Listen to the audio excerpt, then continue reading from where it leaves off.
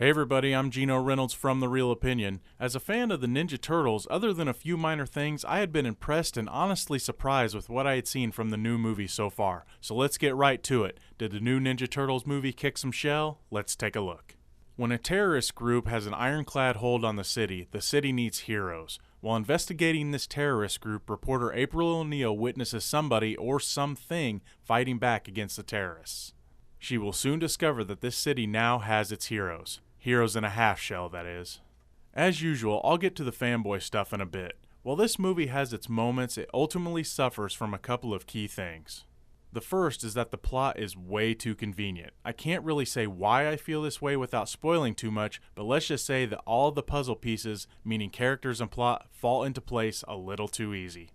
The next thing is the supporting characters. While I mostly enjoyed the Turtles themselves, it is the supporting cast and villains that really hurt the film. Now, Megan Fox and Will Arnett aren't terrible, but they also aren't good enough to carry the plot, which the movie forces their characters to do. The Turtles become almost supporting characters to them, which is kind of bad for a movie that is called Ninja Turtles. The next problem is the villains. The Shredder is pretty much a throwaway character, even though he is the main villain of the film. He almost feels just like a video game boss. Plus, the Foot Clan are pretty much useless as bad guys when all they do is shoot guns at the Turtles, and the Turtles are bulletproof. Now, as a fanboy, while I felt this film didn't ultimately work, it wasn't as bad as, say, Transformers 4.